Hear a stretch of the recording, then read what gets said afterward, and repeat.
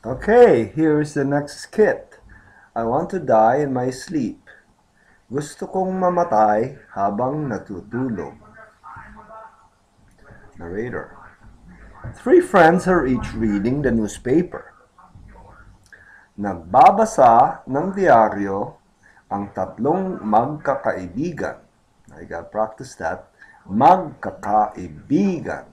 Magkakaibigan. So, nagbabasa ng diaryo ang tatlong magkakaibigan. One of them stops reading and says, I want to die in my sleep, as he puts down his paper.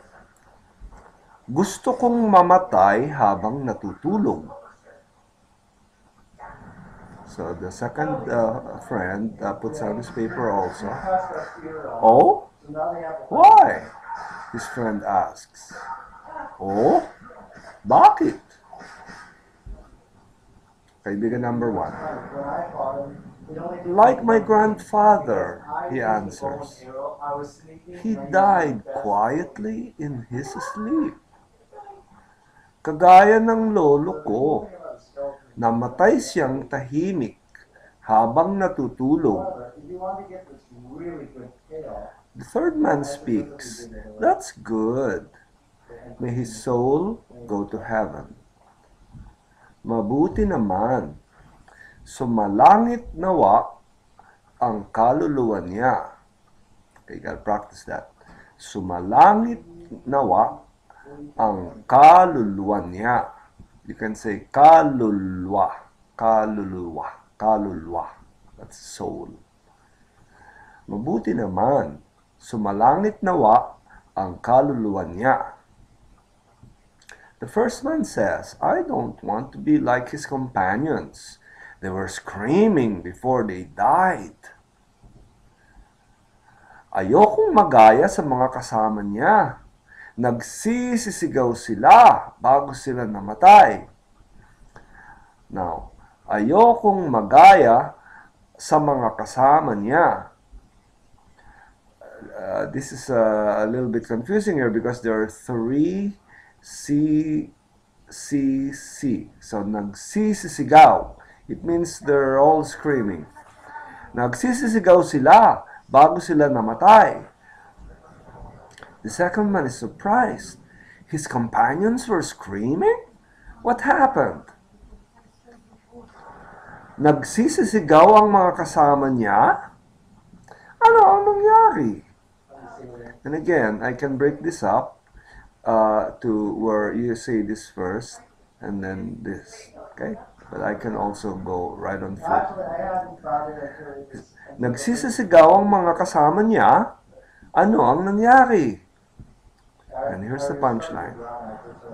Kasi nakasakay sila sa kotse niya. Kasi nakasakay sila sa kotse niya. Nakatulog siya habang nagda-drive.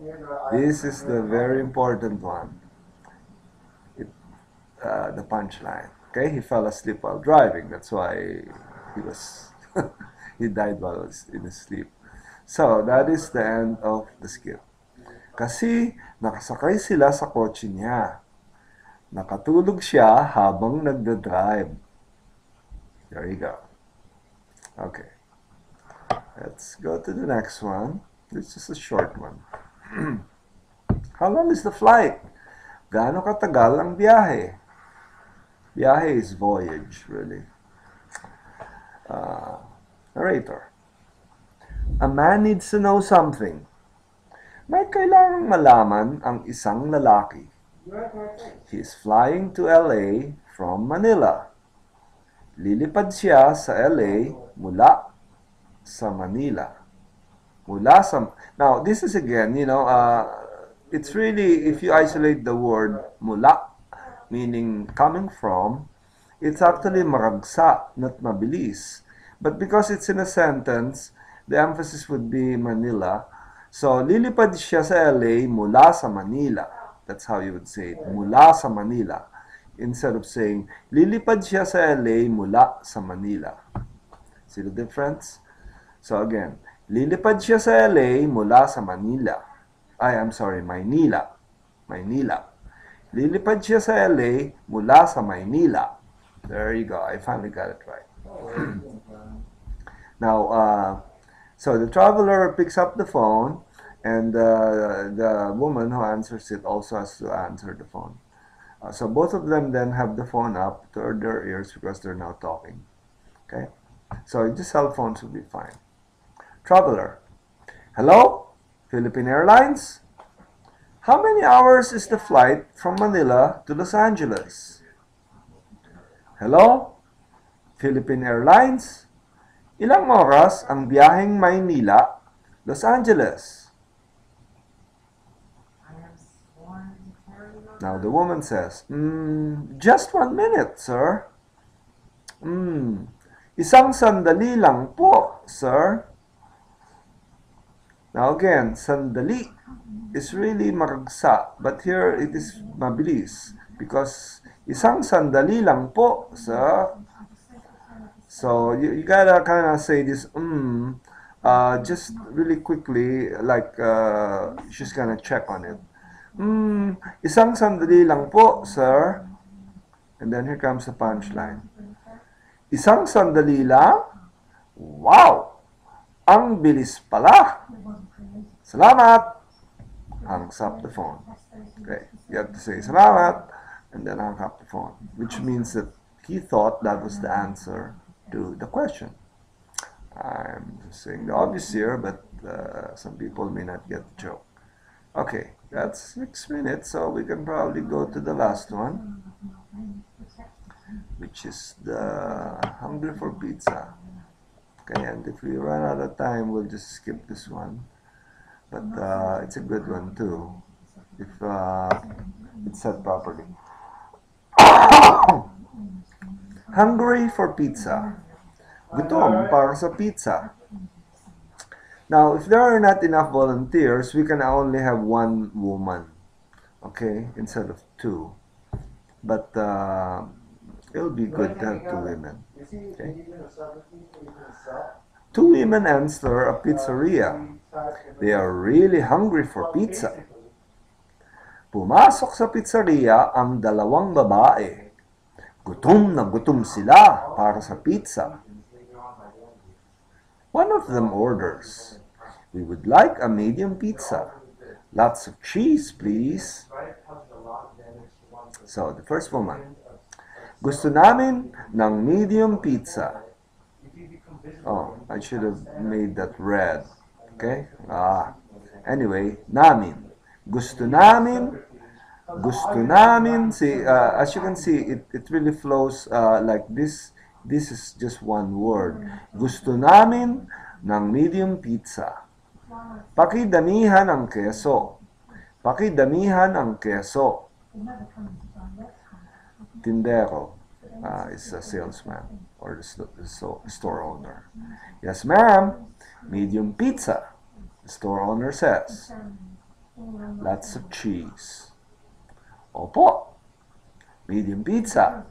Marami ang keso." "How long before it's done?" says the second woman. "Gaano katagal bago maluto?" "Just 10 minutes, ma'am," replies the man. 10 minuto lang po. 10 minuto lang po. "Okay, make it quick," she says. "Okay, bilisan mo." Oh, I should have also made this red because again, you say this almost as one word. Bilisan mo. "Yes, ma'am," says the man. "Opo." So, obviously, he fixes the pizza while the women sit down. They keep looking at their watches, and 10 minutes, supposedly, but it's 10 seconds. We'll let 10 seconds pass.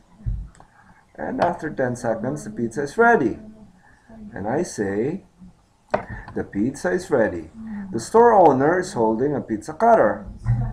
So he's got the pizza cutter and a box. The pizza is inside the box already.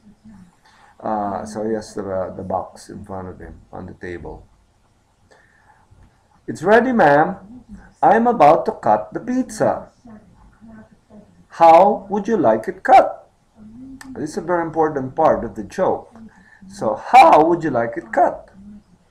So, I have to make that very clear. Ready na po. Hihiwain ko na ang pizza. Paano ang gusto niyong hiwa? Again, let me read that again. Ready na po. Hihiwain ko na ang pizza. Paano ang gusto ninyong hiwa? Paano ang gusto ninyong hiwa? Hiwa. Cut. Ayumi. And then, this is again very, very important to make this clear because it's setting up the punchline.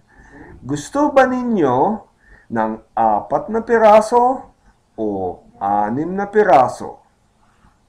Would you like 4 pieces or 6 pieces? How would you like it cut? That's what it's saying. Would you like 4 pieces or 6 pieces? Gusto ba ninyo ng 4 na piraso o 6 na piraso? Babae. We are really hungry. 4 pieces is not enough. Make it 6. Gutom na gutom talaga kami. Kulang ang 4 na piraso. Gawin mong 6. So the store owner stares at her, not really understanding her logic. Then he rolls his eyes before responding. Yes, ma'am. Just kinda without offending her. Yes, ma'am. Opo. Yeah, you give a certain intonation there. Opo. Instead of here, he says, Opo. This is like, yes, ma'am. Yes. It's ready to do as she says. Here is kind of saying, Opo. So the storekeeper cuts the pizza, just makes motions with the pizza cutter across the box, which will be empty anyway. Closes the box and hands it to the women. He puts their hands inside, pretend to be eating as they run out the door. And that's the end of the skit. All right.